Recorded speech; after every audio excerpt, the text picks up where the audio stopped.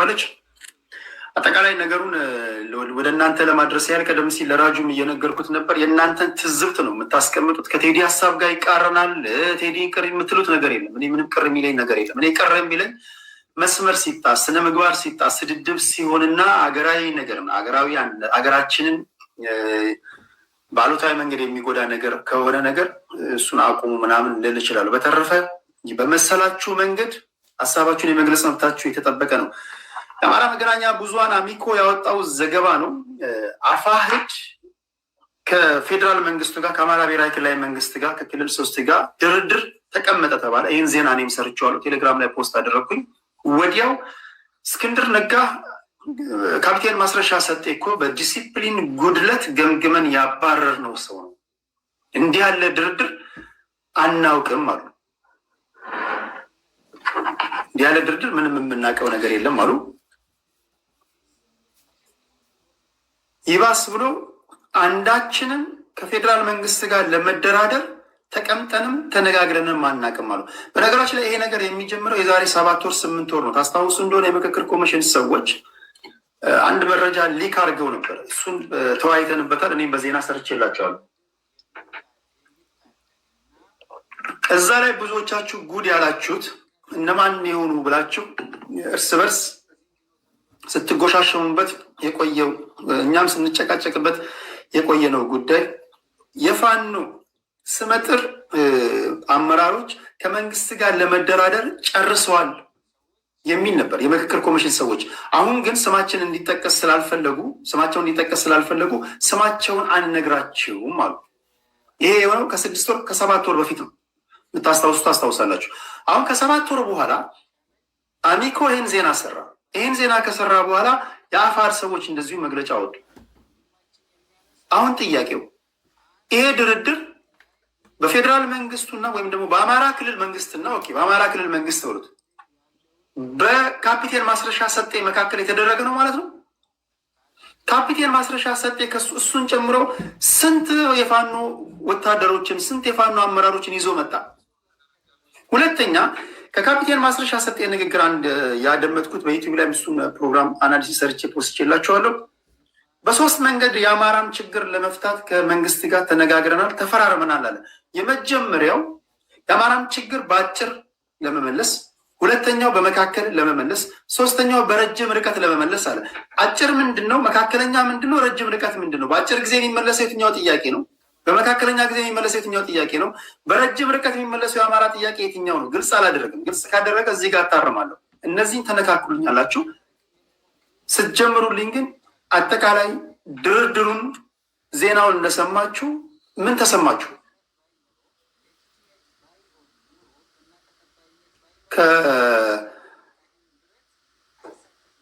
እስኪ እዚህ ጋር ሞጊላ መታል። በቃ ከዚህ በኋላ ሌላ ሰው አላስገባም። ይሄ መጨረሻ ነው። ሞጊላ ከገባ ለነሱ ሰጣቸውና እኔ ወርዳለሁ። ሆኖ ይሰማል ቴዲ። እሺ ድርድሩን ዜና ሰማ። ከዛ ጀምር እስኪ ምንድነው የተፈጠረብን? ምን ተሰማ? ኤክስፔክት አድርጌው ነበር ይህንን ነገር። አፋሕዶች እንዳገለሉት ማስረሻ ሰጤን ከድርጅታቸው እንዳገለሉት መግለጫ ወጥተው ነበርና ኤክስፔክት አድርጓለሁ። ከድርጅታቸው አገለሉት ማለት ከትግልም ጭምር እንዳገለሉት ነው የገለጹት። እና እዛ ጋር ኤክስፔክት አድርጓለሁ ወደ ቤቱ እንደሚገባ። ምክንያቱም ይህ ሰውዬ በስሩ የሚያንቀሳቀሰው ሰራዊት የለው ምንም አይነት ከለላ ከነሱ የማያገኝ ከሆነ ተደራድሮ እንደሚገባ ብዙዎቻችን ኤክስፔክት አድርገናል። እንትን ላይ ሚዲያ ላይም ሲናፈስ ነው የነበረው ይሄ ነገር ነው። እኔ ያው ይሄንን ነው እንትን ያደረኩት ፊል ያደረኩት። ወደ እንትኑ ግን ስንመጣ አንድ መጀመሪያ የተነሳች ነገር ነበረች፣ ራጂ ቅድም ያነሳት ነገር ነበረች። እሷ ላይ ኮመንት ላድርግና አንድ ነገር ስለሆነች ወደዚህ ወደ ድርድሩ ጉዳይ በሰፊው ገባል። ቅድም ራጂ ያነሳው ነገር ነበረ የአማራ ትግል በአንድ ግለሰብ ላይ የተንጠለጠለ እንደሆነና አታጋይ ድርጅቶች እንዳሉት አንስቷል። ይሄ ፍጹም ልክ የሆነ ነገር አይደለም። በአንድ ግለሰብ እሱ መሀል ላይ እናመጣለን። እሱ መሀል ላይ ችግር የለውም እንመጣለን። አሁን አንተ እንድትመልስልኝ የሚፈልገው እዚህ ጋር አንድ መንግስት ፕሮ ፒፒ አለ። ባቢ አይዶ ነው ኒትራል ነው መሰለኝ እስከማውቀው ተለውጦ ከሆነ እናያለን። አሁን በእናንተ መካከል እኔ ማድረግ የምፈልገው ክርክር የመጀመሪያው ነገር ፋኖች ትክክለኛ የድርድር ጥያቄ ከመንግስት ሊመጣላቸው ሊደራደሩበት የሚችሉት ወይም ደግሞ እንደሚደራደሩባቸው አስቀድመው ያስቀምጧቸው ቅድመ ሁኔታዎች አሉ ወይስ ፋኖች ከ4 ኪሎ ውጭ አይደራደሩም? ይህን መንግስት ከማስወገድ ውጭ መደራደር የሚባል ነገር አይፈልጉም። የትኛው ነው ትክክል? ይህን መንግስት ከማስወገድ ውጭ ምንም አይነት የሚደራደሩባቸው ነገሮች አሉ ብዬ አላስብም። ትላንት የሚያወጧቸው መግለጫዎች እሱን ነው የሚያሳዩት። ከገዳያችን ብልጽግና ጋር ምንም አይነት ድርድር አይኖርም ነው ያሉት። ማስረሻ ሰጤን በተመለከተ ግን ሁላችንም የምናውቀው ነገር አለ። እነኚህ ሰዎች ሰውየውን ለፖለቲካ ትርፍ ተጠቅመውበታል። ነገር ግን መንግስትም ይሁን እኛ የፋኖ ደጋፊ ሁሉም ሰው የሚያውቀው ነገር ማስረሻ ሰጤ በስሩ የሚያንቀሳቅሰው ምንም ኃይል እንደሌለ ነው። ማስረሻ ሰጤ እንግዲህ የትግል ታሪኩን ለማንሳት ያህል ቴዲ ማስረሻ ሰጤ የጎጃም ላይ ነበር የሚንቀሳቀስ የነበረው። ጎጃም ላይ የጎጃም እዝና የአማራ ህዝባዊ ኃይል የፖለቲካ አመራሩን የአማራ ህዝባዊ ኃይል ወታደራዊ ኃይሉን ደግሞ የጎጃም ህዝብ በዘመነ ካሴ የሚመራው የህዝባዊ ኃይል ያንን ቦታ ወሰደ እና የአማራ ፋኖ በጎጃም የሚል አደረጃጀት ፈጠሩ።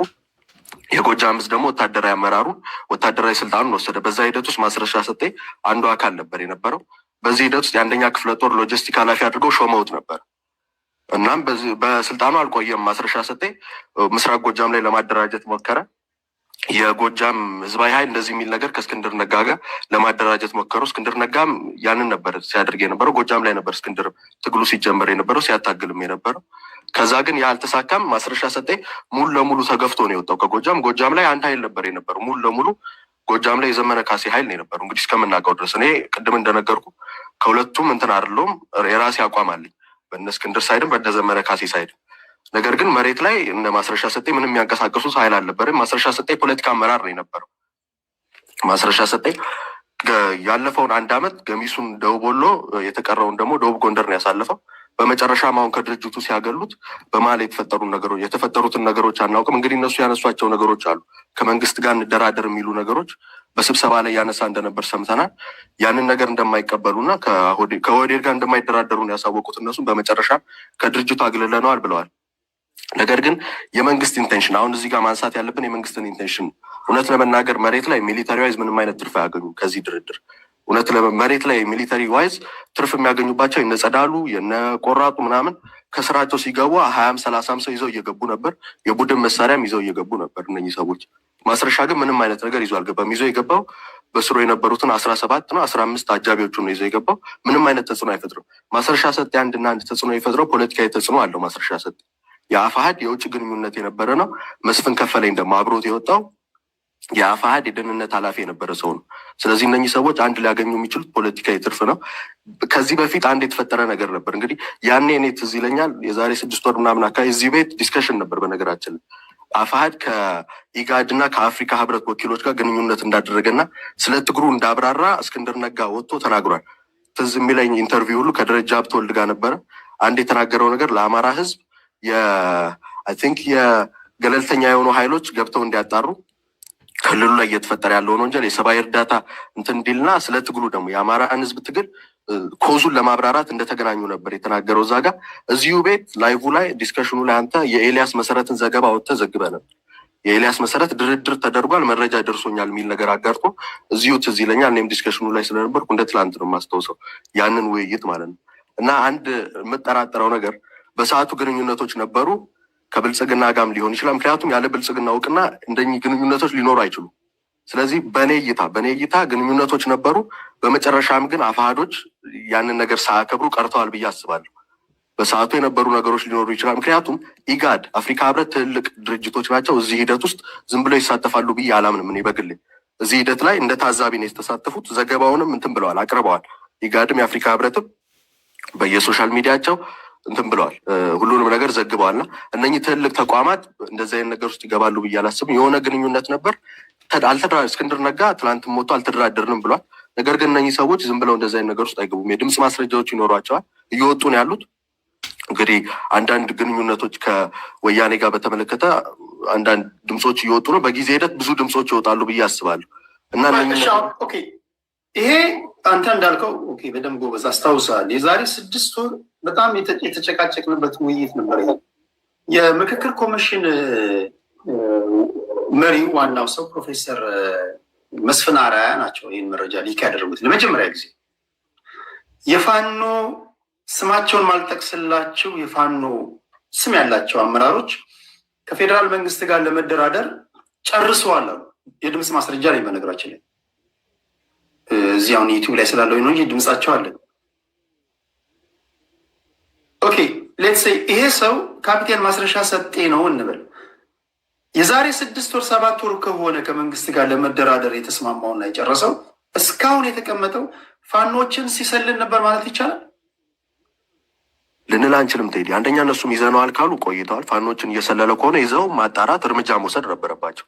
አብሯቸው ነው የነበረው። ማስረሻ ሰጤ ደቡብ ጎንደር ነበር የነበረው። ያንን እንትን ሲሉ እንግዲህ የዛሬ 6 ወር 7 ወር ነው ግንኙነት ሲያደርጉ ድምፅ ሁሉም ነገር የወጣው።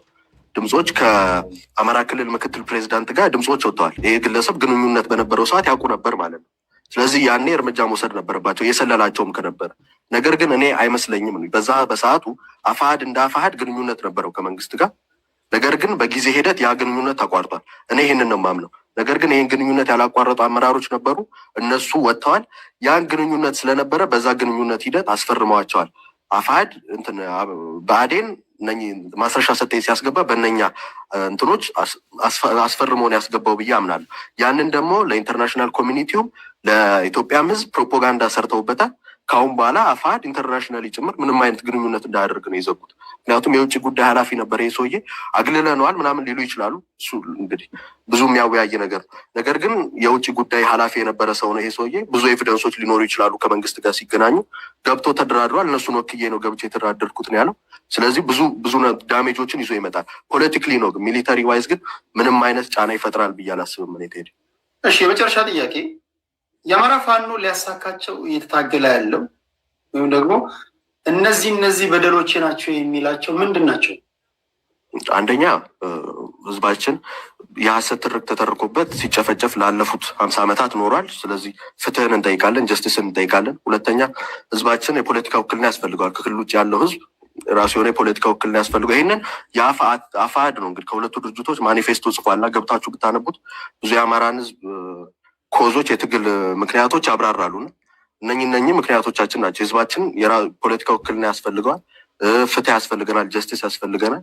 ከዛም በኢትዮጵያም ሀገር ምስረታ ሂደት ላይ እኩል ተሳትፎ ከለው ኢትዮጵያ ጋር እኩል ተሳትፎ አድርገን የራሳችን የምንለውን መንግስት ማቋቋም እንፈልጋለን።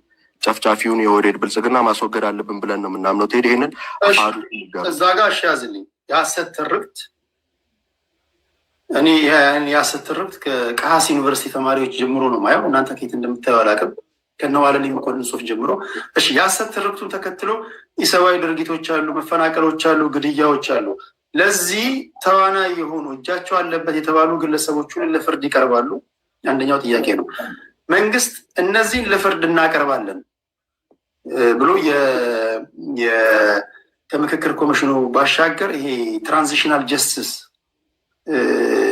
የሽግግር ፍትህ በሚል ኮሚቴዎች ተዋቅረው እንደነበር ታውቃላችሁ። በታሪካችን አጋጣሚ የገጠሙን እንዲሁም ደግሞ የተፈጠሩ የሀሰት ትርክቶችን ተከትሎ ኢሰብአዊ ድርጊት የተፈጠሩ ያስገደሉ ለፍርድ ይቆማሉ የሚል አተታ አለው።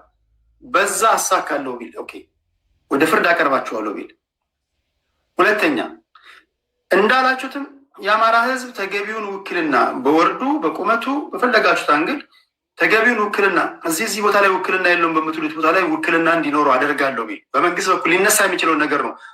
ጀስት እኔ ጥያቄያችን ሄዶ ስላ ለአንተ ነው ማመጣለሁ ወይም ለሌሎቻችሁ ቤት ውስጥ ሆናችሁ ለምታደምጡ የተለያዩ ቦታ ውስጥ ሆናችሁ ለምታደምጡ እንድትወያዩበት ነው።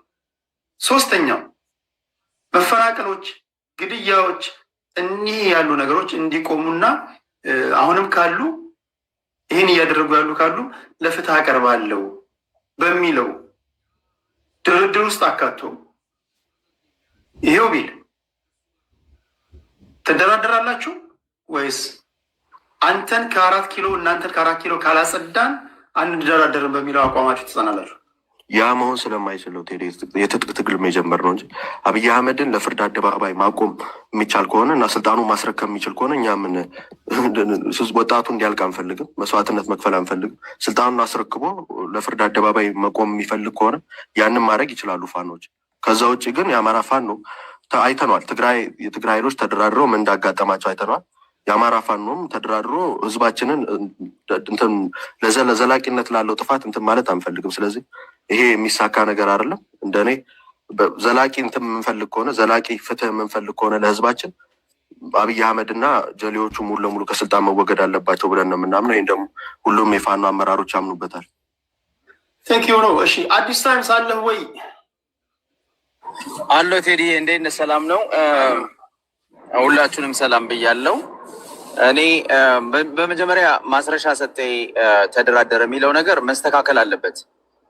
የአፍሪካ ህብረት ለምሳሌ ኢጋድ ያው ኢጋድ ማለት ኦህዴድ ማለት ነው። አሁን ባለው ሁኔታ ውስጥ ኢጋድ ጥርስ የሌለው አንበሳ ነው። አንደኛ ኢጋድ ያስፈጸመው ፖለቲካዊ ወይንም ደግሞ ኔጎሽዬሽን ምንድን ነው? የሰላም ኔጎሽዬሽን የለም። ሰላም አውርዶ አያውቅም። ኢጋድ እንደ ኢጋድ ማለት ነው። ሴሬሞኒያል የሆነ ነገር ሊያደርግ ይችላል።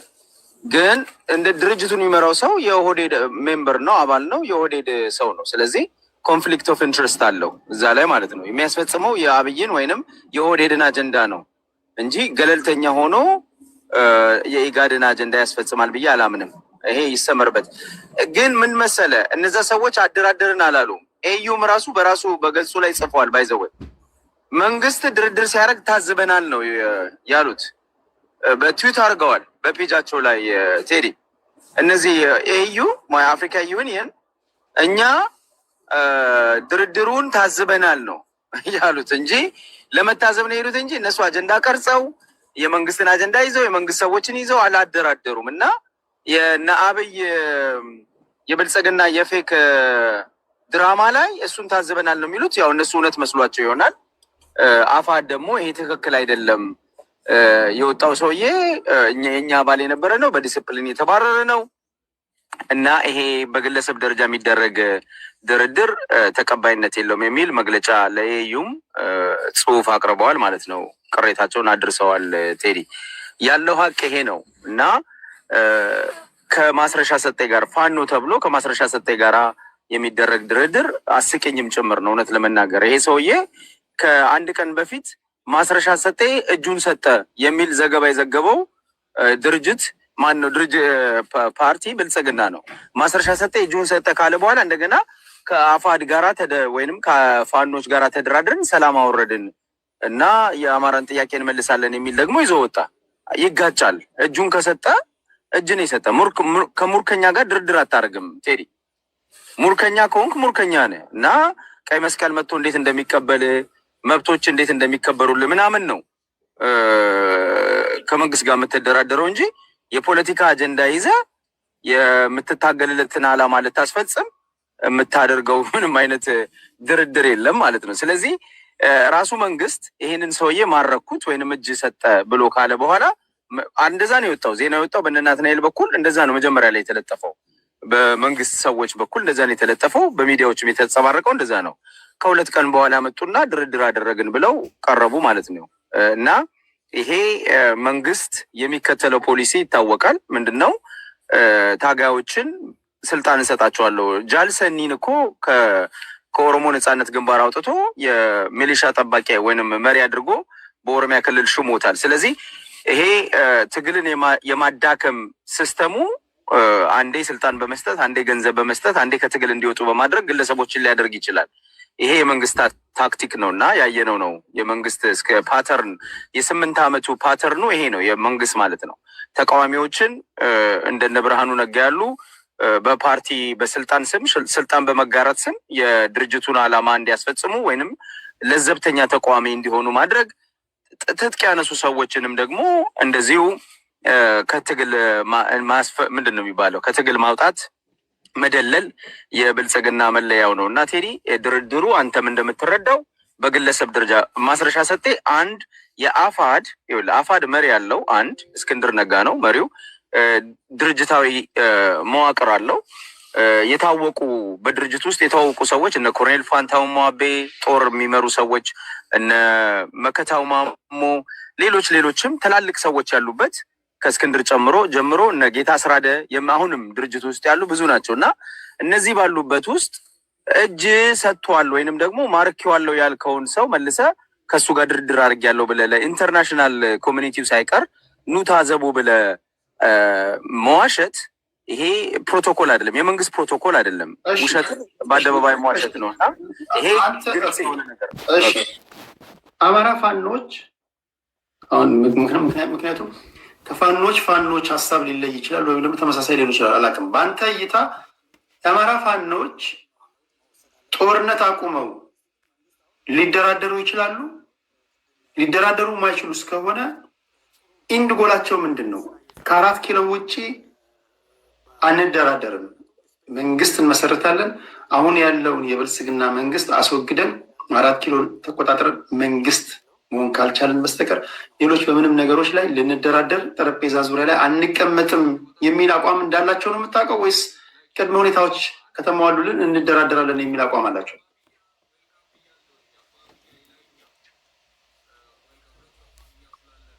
ይቅርታ ማይኬን ዘግቼ ነበር። ይቅርታ። ጥሩ ጥያቄ ነው። ይኸውልህ በመሰረታዊ ደረጃ ድርድርም ሆነ የፖለቲካ ኔጎሽዬሽን በዓለም የፖለቲካ ታሪክ ውስጥ የነበረ ነው፣ የሚቆይም ነው። በመሰረታዊ ደረጃ አንድ ታጣቂ ቡድን ጥያቄዎቹ ከተመለሱለት የሚታገልለት ዓላማ የሚመልስ አካል ካለ አልደራደርም አይልም።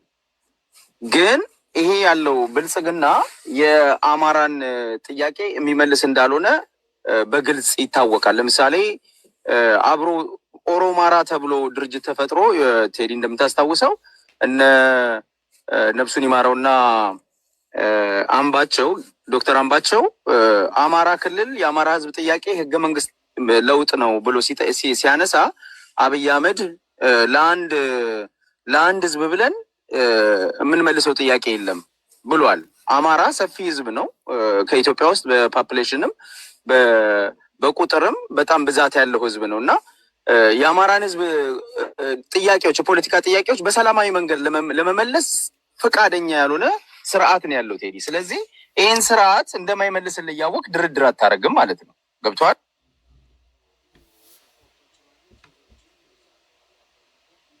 እሱ ብቻ ይቅርታ፣ ሰዎች እየገቡብኝ ነው። እሱ ብቻ ሳይሆን ቴዲ ይኸውልህ ይሄ ስርዓት በአማራ ህዝብ ላይ የአማራን ህዝብ በጅምላ አፈናቅለዋል። ከወለጋ ከመተከል አካባቢ ጥቃት እንዲደርስበት አድርጓል። ወይ ሌሎችም ሲያጠቁ ተባባሪ ሆነዋል። እንደገናም ደግሞ ኢኮኖሚካሊ እንዳይጠቀም የአማራ ህዝብ የኢኮኖሚ ተጠቃሚ እንዳይሆን ብዙ ነገሮችን ብዙ አሻጥሮችን የሚሰራ አካል ነው። ጦርነት የሚያወጀበት አካል ነው። ጄኖሳይድ ያስፈጸመበት ስርዓት ነው እና ከዚህ ስርዓት ጋር ለመደራደር እነዚህ ነገሮችን ማንሳት ያስፈልጋል ማለት ነው። ስርዓታዊ ለውጥ እንዲኖር አይፈልግም። እኩልነት እንዲኖር አይፈልግም። ብልጽግና የእሱን አስተሳሰብ የራሱን ዓላማ በኢትዮጵያ ፖለቲካ ውስጥ ለረጅም ጊዜ ለማስረጽ የሚሄድ ነው። ግን ኢትዮጵያ እያለ የሚያሾፍ ልክ ወያኔዎች ኢትዮጵያ እንደሚሉት እንደነበረው ብልጽግና ፓርቲ ደግሞ ያው የአንድ ፓርቲ የበላይነት ያለበት ነው። ፖለቲካል ሪፎርም እንዲመጣ አይፈልግም። እኩልነት እንዲመጣ አይፈልግም። የአማራን ጥያቄ መመለስ አይፈልግም። የአማራን ብቻ ሳይሆን የኢትዮጵያን ጥያቄዎችን መመለስ አይፈልግም እና ይሄ ከዚህ ስርዓት ጋር የምታደርገው ምንም አይነት ኔጎሽዬሽን ወደምትፈልገው ግብ ወይንም ጥያቄዎችን ሊመልስልህ የማይችል ስለሆነ የአማራ ታጋዮች ፋኖች ይህን ጠንቅቀው ስለሚያውቁ ከብልጽግና ጋር የሚደረግ ድርድር የለም። በመሰረታዊ ደረጃ ግን ጥያቄውን መመለስ የሚችል አካል ቢኖር ድርድር አይገፋም ማለት ነው።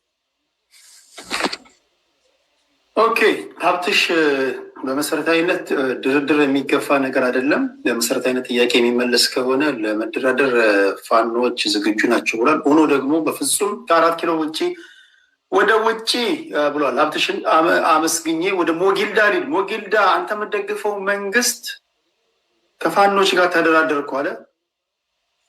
እዚህ ቲክቶክ ላይ የተለመደ አንድ ነገር አለ፣ እኔ ብዙ ጊዜ ማሾፍበት። አንድ ሆኖ ይመጣና እኛን ትጠላለህ ይላል፣ ወይም ደግሞ እኛ ይላል። ሰውየውን ስታየው አንድ ነው።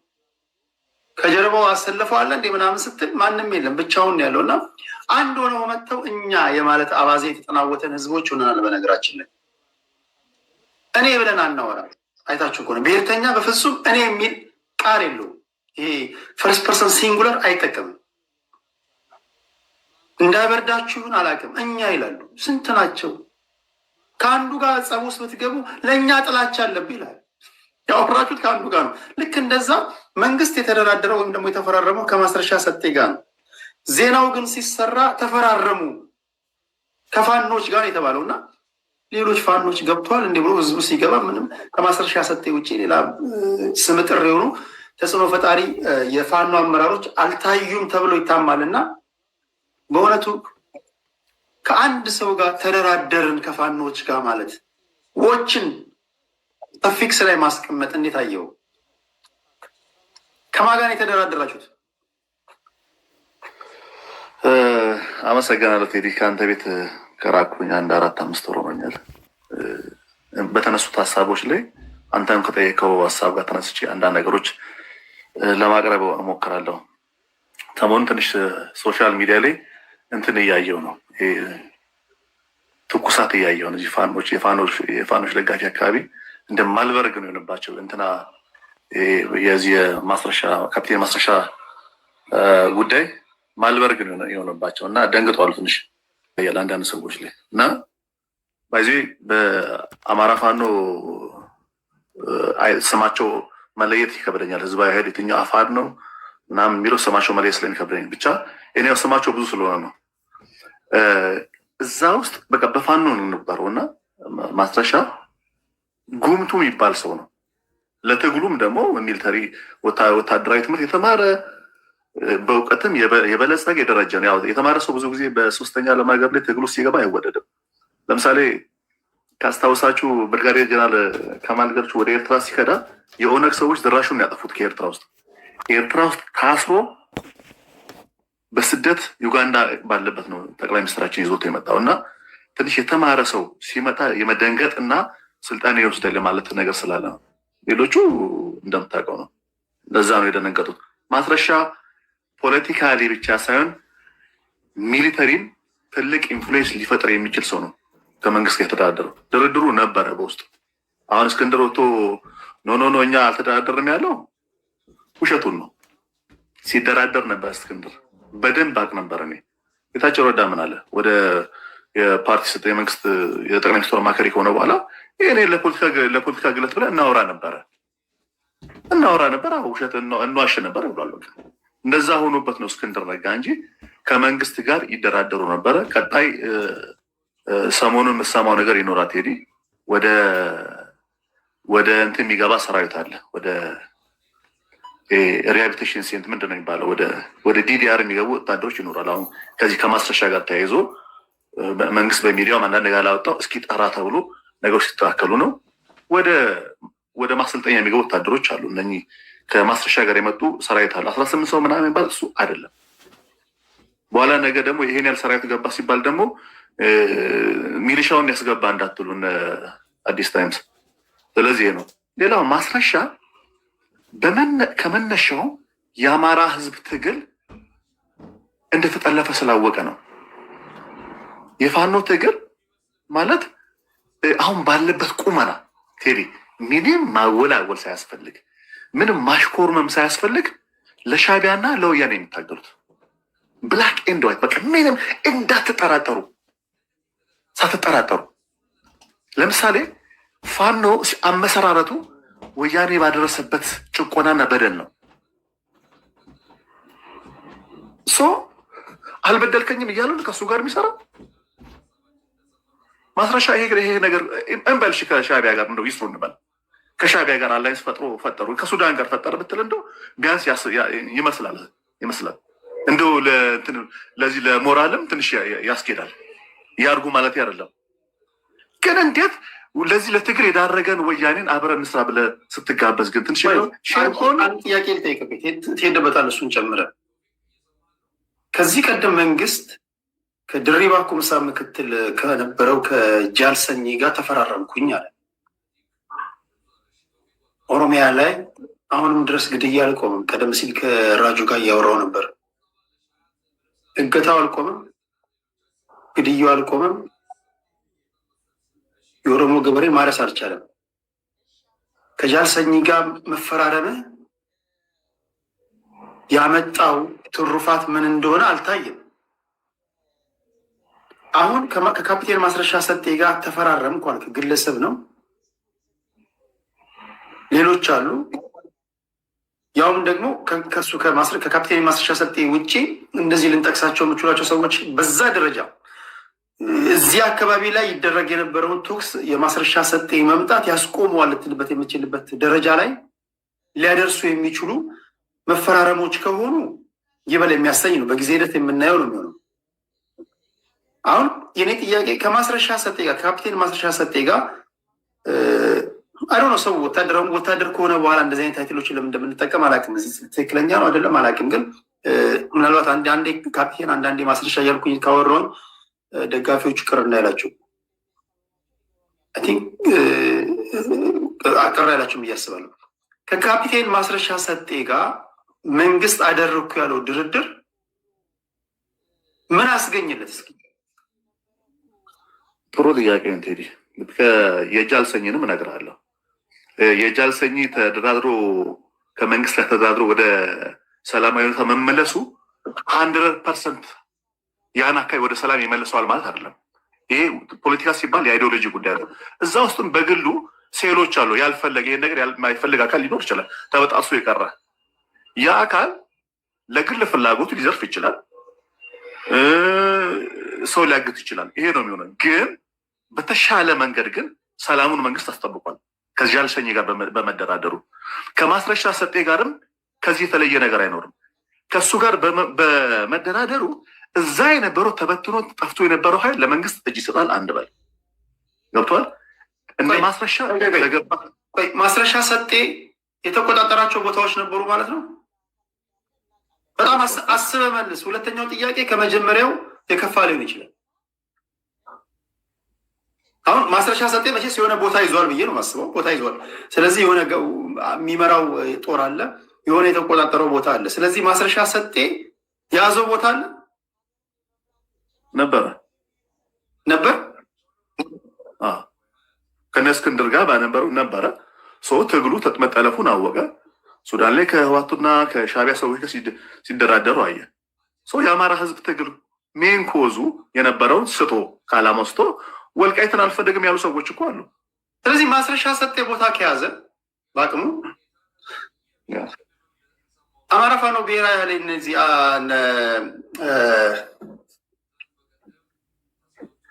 በስም አላቃቸው ብዙ አፋባህና አፋድ የምታቱባል ችግር የለም። እነዚህ አራቱ አደረጃጀቶች አማራ ፋኖ በወሎ በሸዋ በጎንደርና በጎጃም ያሉት አራቱ አላንስ ፈጥረዋል። ስለዚህ እነሱ ማስረሻ ሰጤ ቦታ መያዙን ካመን ከዚህ ቀደም የብልጽግና ደጋፊዎች የሉም እኮ ለቀማ ላይ ነን እኮ የታሉ ቦታ ያዙ አይታዩም ቁጥቋጦስ ናቸው እያላችሁ ነበር። አሁን ቦታ መያዛቸውን አመንት ማለት ነው። ስለዚህ ማስረሻ ሰጤ ቦታ ከያዘ ሌሎቹ ብዙ ቦታ ይዘዋል ማለት ነው፣ ተቆጣጥረዋል ማለት ነው። ደግሞ ላብራራላ የጠየቅን ጥያቄ ተረድቻለሁ። ከዚህ በፊት ቦታ አልያዙም የሉም ሲባል ነበር። አሁን ደግሞ ቦታ ይዘዋሉ ብለን የምታስበው ካልክ የስ ኦፍኮርስ ለምሳሌ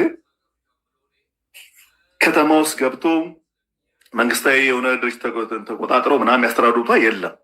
ግን የሆነ ሰንበዲ ወታደራዊ ስበት የሌለበት ቦታ ወታደራዊ ስበት ወታደራዊ ጥቅም ያለበት ቦታ ያልሆነ ቦታ ቁጭ ብሎ መንግስትም ስለማያስፈልግ ዝም ያለ ቦታ ይዞ እንደነበረ እናውቃለን። ለምሳሌ አሁን እዛ ሱዳን ጠረፍ ላይ ቁጭ ብትል ለመንግስት ባይጠቅመው ማጥፋት ሲገባው ግን አንዳንዴ አላስፈላጊ ወጪ ላለማውጣት ዝም ብሏቸው ሊሆን ይችላል።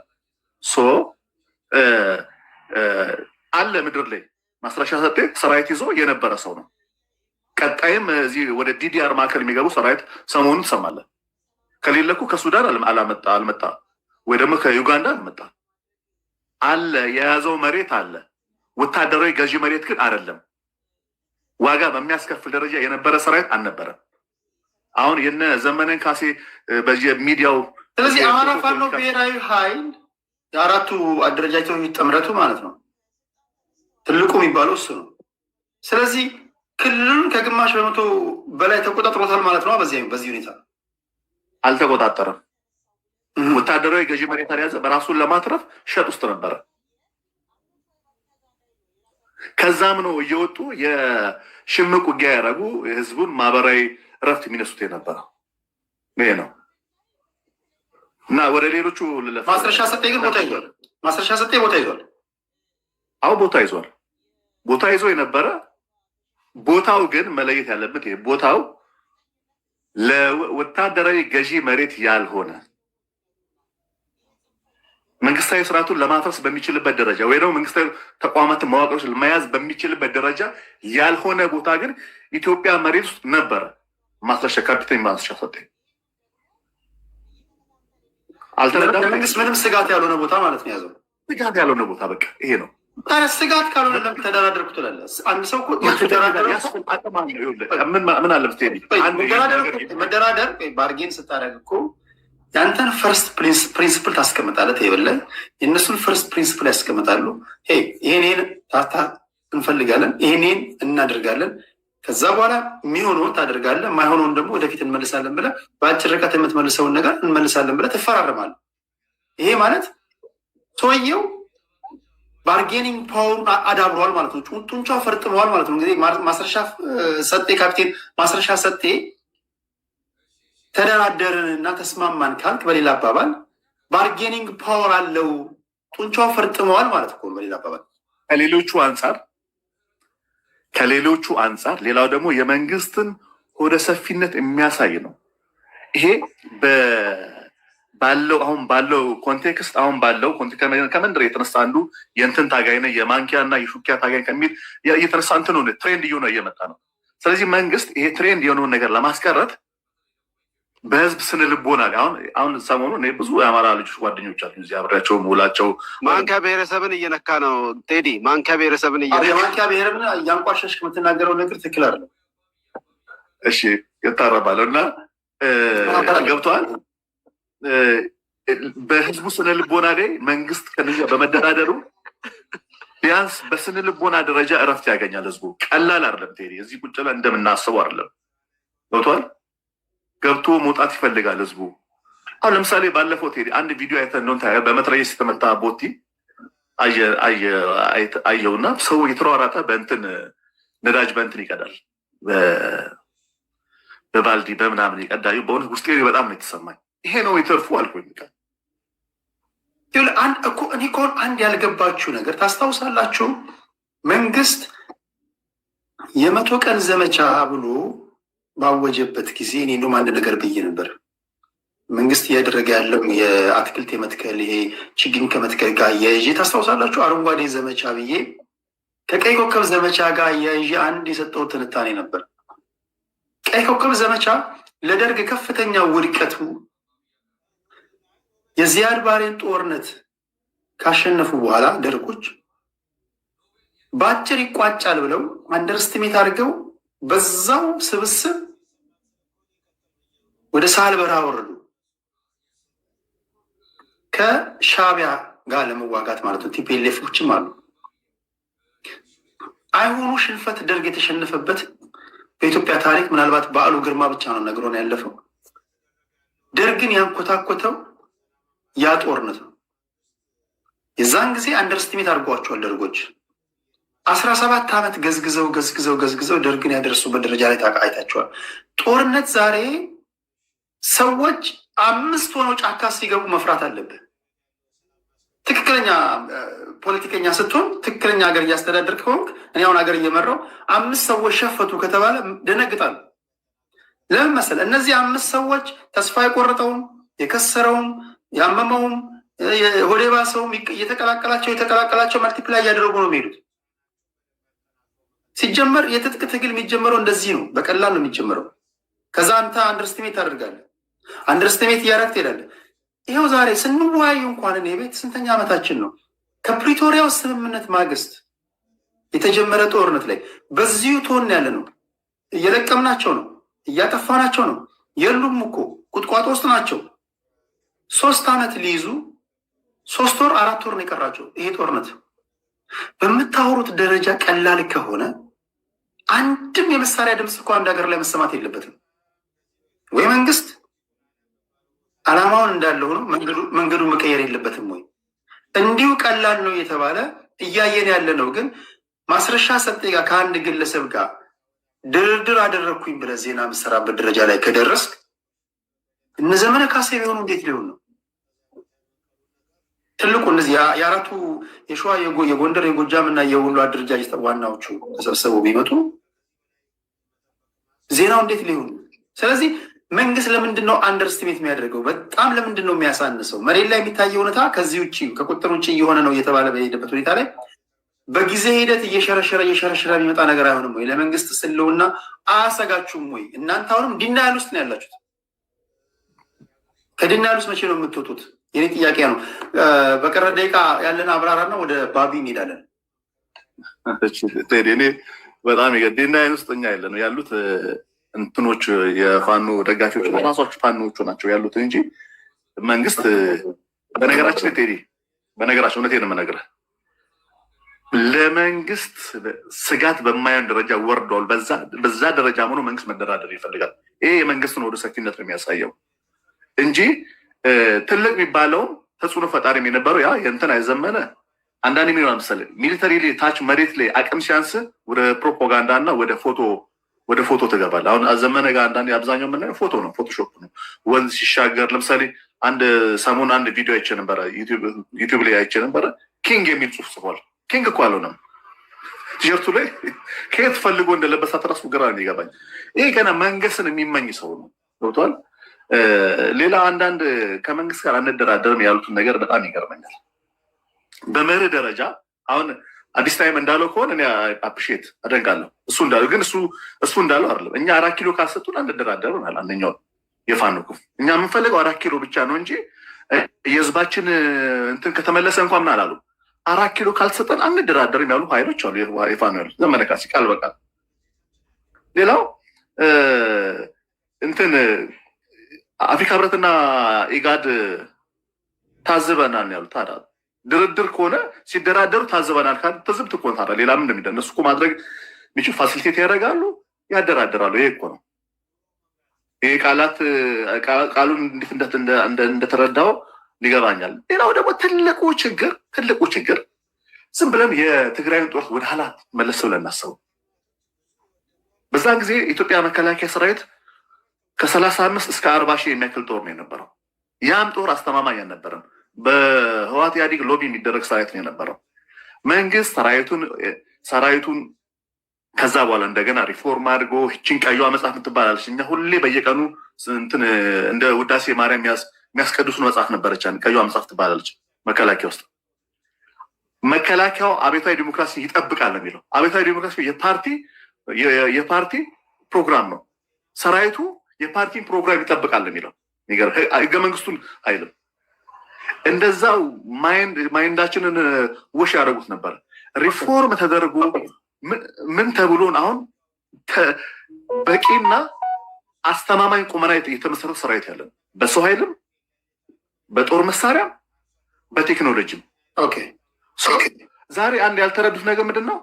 ጠቅላይ ሚኒስተሩ ያኔ የትግራይን ጦርነት እንዴት መርቶት እንዴት አድርጎ እንዳሸነፈ ካወቃችሁ ኧረ እባካችሁ ልብ ይስጣችሁ። ዛሬ ደግሞ እንዴት አድርጎ ሊመራው እንደሚችል አስቡ። ዛሬ የውጭ የፎሬን ከረንሲ እጥረት የለብን፣ የበጀት ጉድለት የለብን። በዘንድሮ ዓመት አንድ ትሪሊየን ዶላር ነው፣ 1 ትሪሊየን ብር ተበጅቶ ብር ነው። 5% እንኳን የበጀት ጉድለት አልነበረም። በዚህ ምስቅልቅል ውስጥ እንኳን ተኮ ነው። ከዚህ በፊት እንደምናስታ የዛሬ 6-7 ዓመት 10 ዓመት የግንጃ ቤት ሰነድ ነበር። የበጀት ጉድለት ከሌላችሁ ደቡብ ውስጥ ሌሎች ቦታዎች ላይ ለሰራተኞች ለመንግስት ሰራተኞች የደሞዝ መክፈል እንዴት አጠራችሁ? ክልል ነው የክልል በማንኛውም ሰዓት በጀት ጉድለት ሲያጋጥማቸው መበደር ይችላሉ። ከፌዴራል መንግስቱ ከተጠባባቂ በጀት እሱን አንተም ታውቀዋለህ። ስለዚህ በጀት እጥረት የለኝም ስትል አዴን ኦፍ ዘዴ የፌዴሬሽን ምክር ቤት ባስጠናው መሰረት ለክልሎች ያከፋፈልከውን በጀት ነው የምታወራኛ። ሌላ ምን አለ?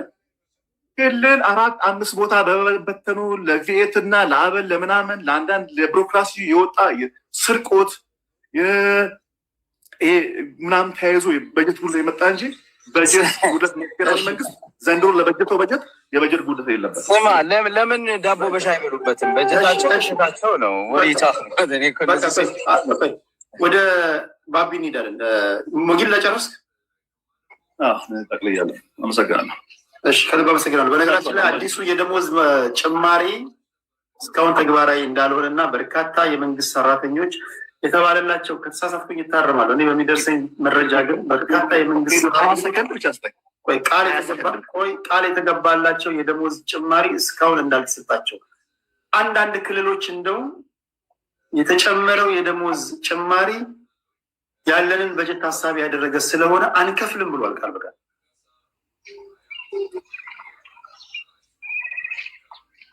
አንድ ቀርስትና አጠቃለውና ወደ ባቢል ሄድ። ለምሳሌ የትግራይ በጀት ነህ። ለምሳሌ ላስታውሰ አሁን የደሞዝ ስለ ደሞዝ ጭማሪና ስለ በጀት ምናምን ለምሳሌ ሩብ ሚሊዮን አካባቢ የሚቆጠር ወታደር አለ። የለምም ነው እሱ ትግራይ ነው ሌላ አካባቢ ከሱ ጋር ትግራይ ይገባኛል። የትግራይ ምን ለማለት እንደፈለግ ይገባኛል። 270,000 ሰራዊት በጀቱን ለእነሱ እየሰጡ ነው ልትል ነው። ወደ ደቡብ አካባቢ ወደ ሌላ አካባቢ ነው ብለን ለምሳሌ ነገር እሱ ጠቅሌ ወደዛው ሌላ አንድ ሀፍ ሚሊዮን አካባቢ ሩብ ሚሊዮን አካባቢ ወታደር አላቸው ይባላል። ግን የለምም ወታደሩ። በዛ ወታደር ስም ፔሮ ተጠቅሎም የሚጠቀሙ የትግራይ ባለስልጣኖች ነው ወታደራዊም የሲቪል ባለስልጣኖች አሉ። የትግራይ ባለስልጣኖች ሀሳቡን ጨርስ ቴዲ። ይሄ ሩብ ሚሊዮን ማለት እኮ ያን ትልቅ ሀገር ወታደር ማለት እኮ ታውቃለህ። ይህን በጀት አብቃቅቶ ወደ ዲዲአር አስገብቶ መሰረታዊ ወታደር ለሀገሪቷ ለሰላም ለአንዳንድ የሚያስፈልግ ነገር አድርጎ ሌላው ወደ ዲዲአር አስገብቶ ሸኝቶ ወደ ዲዲአር አስገብቶ ሸኝቶ በጀቱን እንደመጠቀም የሚያጉረመርም ሰው አለ። ሌላው ደግሞ ደቡብ ክልል የቀድሞ ደቡብ ክልል ከተበተነ በኋላ ባይዘዌ ቤተሰብ እንኳን በአንድ ትሪ ድሮ ታስታውስ ቤት ሄድ ያልበላ ምናልባት አልደረስክም። እኛ ቤት በልተን እናውቃለን። በትልቅ ትሪ እንበላለን። አንዴ እኔ ማሚ ፋዘር ምናምን በልተናለን። ትልቁ ባለ አንበሳው ትሪ ነበረ ቤታችሁ? እኛ ቤት ነበር። በዛ እንበላለን። የሌለበት ቤት የለም፣ ሁሉም ጋር አለ። አንዳንድ እጥረት ሲኖር ትበላለህ አብረህ ገብቷል።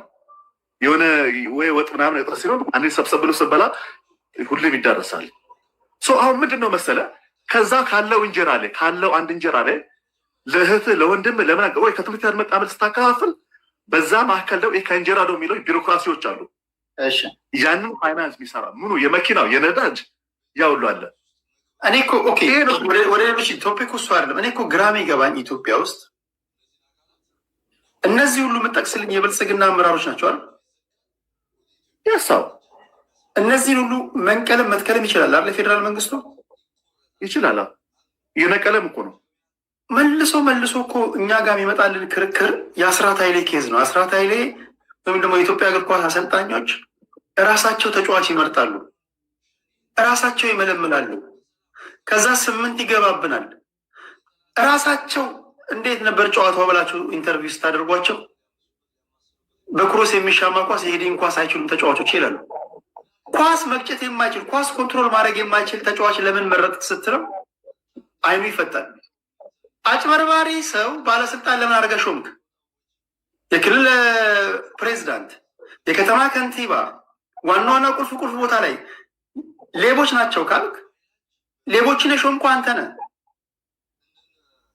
ለማን ነው የምትከሰው? እሱ የምታቀርበው ለማን ነው? አሁን ክስ የምታቀርበው ለማን ነው? ሌቦች ሆኑ የምትለው አሲፍ ላይ በህዝብ በነፃና ገለልተኛ ምርጫ ተመርጠው ስልጣን የያዙ ይመስል ክስ እያቀረብክ ያለው ለማን ነው? ቴዲ ለምሳሌ በኬሚካል ስሙ ኤችቶ ወተር ነው አይደለ?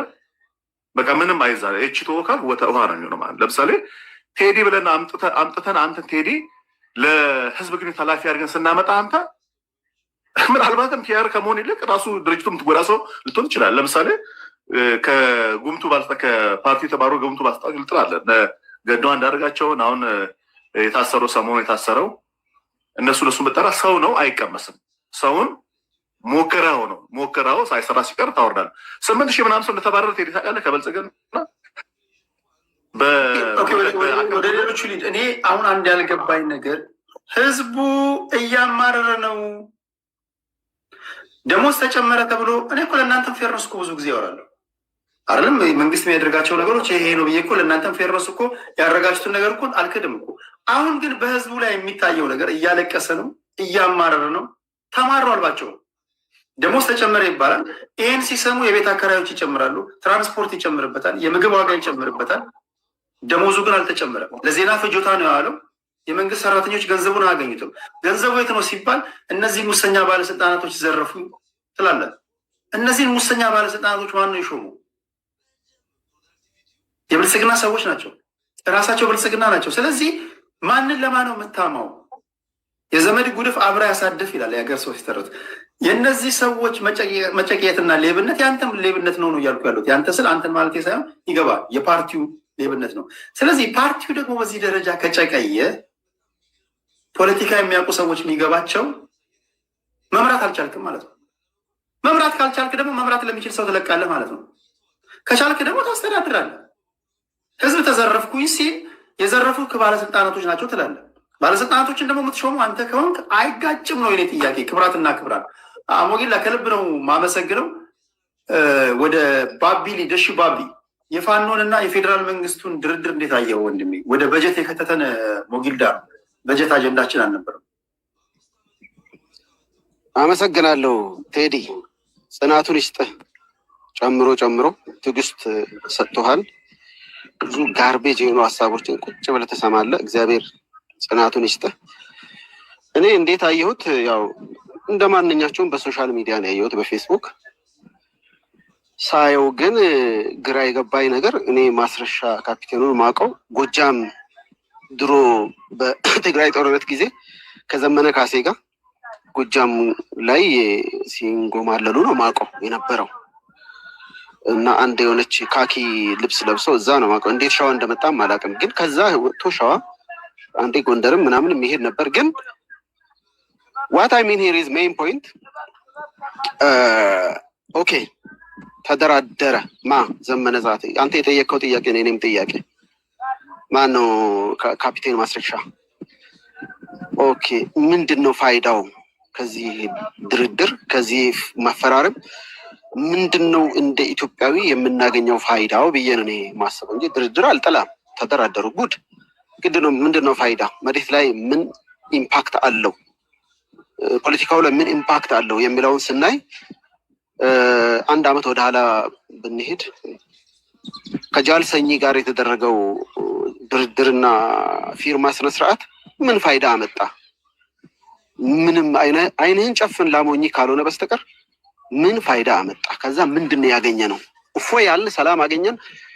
ሌላው ደግሞ የሰውዬ መሬት ይዞ ነበር፣ ወታደራዊ ገዢ ያልሆነ መሬት ይዞ ነበር የሚል ወታደር የነበረ ሰው ሲተነትንም ሰምቻለሁ።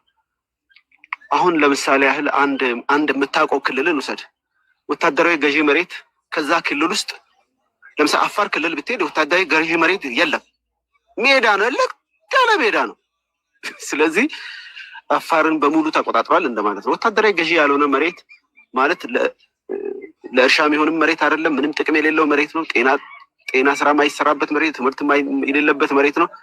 እዛ አካባቢ ተቆጣጥረው ከሆነ ይሄ ሰው እንዴት ነው ሆስፒታልስ፣ ጤናስ፣ ትምህርትስ፣ ገበሬውስ የሚያርሰው?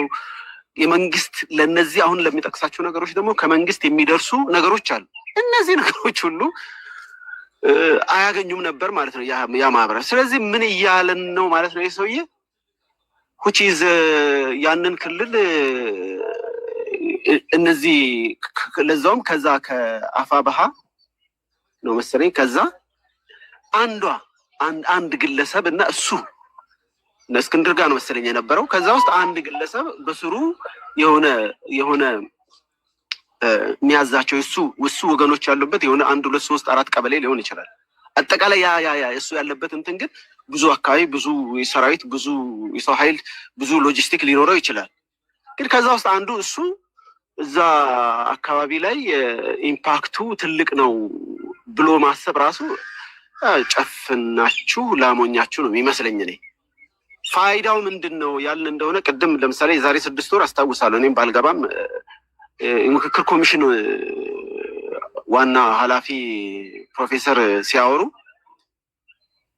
በአገራዊ ምክክር ኮሚሽኑ ጉዳይ ላይ አጀንዳ ለመስጠት የተስማሙ ከኛ ጋር የተነጋገሩ ፋኖዎች አሉ ነው ያሉት እንጂ ለመደራደር። ምክንያቱም ሲጀመር የምክክር ኮሚሽን አደራዳሪ አይደለም። ሲጀመር እንደ ፕሪንሲፕል የማደራደርም ምንም አይነት ማንዴት የለውም። ምንድነው አጀንዳዎችን መሰብሰብ ነው። አጀንዳዎችን ከነሱ ጠመንጃ ከሚታገሉ ጫካ ውስጥ ካሉ ምን ካሉ አጀንዳዎችን ለመሰብሰብ እኔ ጋር የፕሮፌሰር መስፍን አራያ ድምፅ አለ። በዚህ ፊት ለፊት ላይ ሌላ ስራ እየሰራሁበት ስለሆነ ነው፣ በዩቲዩብ ላይ ላይቭ ስላለው ነው እንጂ ቃል በቃል የተናገሩት አሁን ስማቸው እንዲጠቀስ ስላልፈለጉ አሁን እዚህ ጋር ሪቪል አላደርግም። ነገር ግን ለመደራደር ወረደ የጨረሱ ኃይሎች አሉ ብሎ የዛሬ 6 ወር ተናግሯል ፕሮፌሰር መስፍን አራያ። አይ ነው እሱን ነው እኔ እዛ ላይ እነሱ አደራዳሪዎቹ እነሱ ሳይሆኑ ለእነሱ ኢንፎርማሊ ነግሯቸዋል። ይህን ያውቃል። እንትን ነው አጀንዳውን ሊሰጡን የተስማሙ አሉ የሚል መሰለኝ። እኔ ተሳስቼ ሊሆን ይችላል። ከዛ እታረማለሁ። ግን ዋት አይ ሚን ሬዝ ያኔም ያንን ሀሳብ ሳያቀርቡ ሀው ማለት ይሄ ነገር ድርድርን መግፋት አግባብ አይደለም። እኔ እንደ ግል ሳየው ማለት ነው። መደራደር አለብህ ምን ጊዜም ማለት መደራደር ስትል ለምሳሌ ወታደራዊ በላይነት ይዘህ የምትደራደረው ድርድርና የፖለቲካ የበላይነት ብቻ ይዘህ የምትደራደረው ድርድር ይለያያል። ገብቶሃል? ድርድር የመደራደሪያ አቅምህን ከፍ እያደረክ ስትሄድ የምትጠይቃቸው ጥያቄዎች ከፍ እያሉ ነው የሚመጡት እና ስለዚህ አሁን እኔ ይሄንን ከዚህ ድርድር የማየው ምንድን ነው ፋይዳው? እውነት ይሄ ነገር ፋይዳ አለው ወይ ብዬ ሳስብ እኔ ምንም ፋይዳ የለውም። ምክንያቱም በሰሜኑ ሀገራችን ክፍል ከሀሳብ ትግል ይልቅ የጠመንጃ ትግል የበላይነቱን ይዞ ነው ያለው።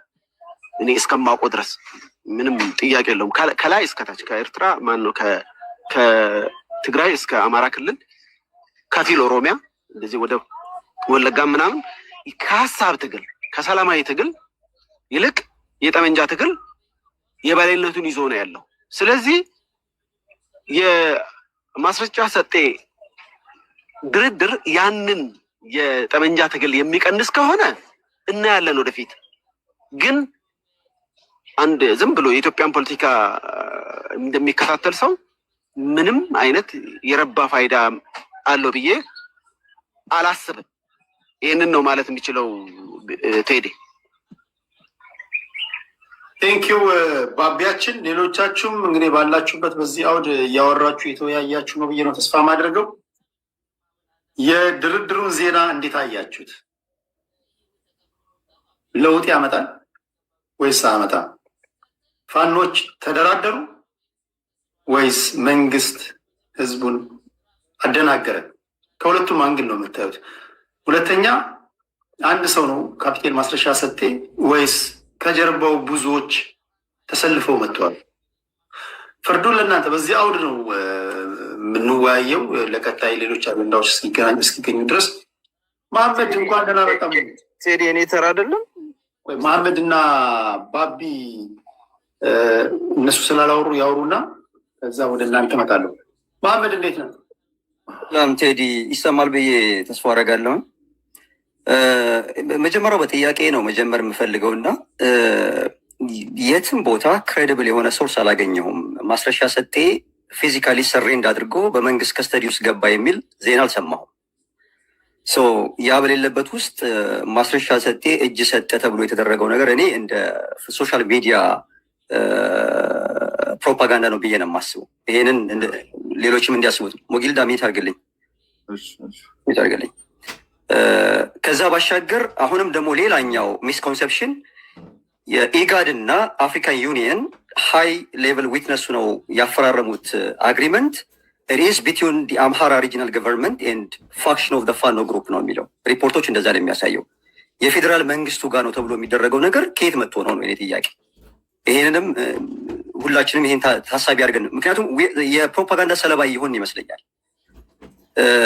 ይሄን ካልኩ ዘንዳ የአፍሪካን ዩኒየን እና የኢጋድ በዚህ በአማራ ክልል መንግስትና ማስረሻ ሰጤ ካፕቴን ማስረሻ ሰጤ በሚመራው ግሩፕ 1 የሚሆን 10 1,000 የሚሆን 10,000 ቢዶን ነው አክቹዋሊ ፊገሩ አልተገለጸልንም። ከዛ ጋር ያደረገው አግሪመንትን ሃይ ሌቨል የአፍሪካን አህጉር ሪፕሬዘንት የሚያደርገው አፍሪካን ዩኒየን እና ሪጅኑን ሪፕሬዘንት የሚያደርገው ኢጋድ ውክልና ያላቸው ሰዎች መጥተው ዊትነስ አድርገዋል።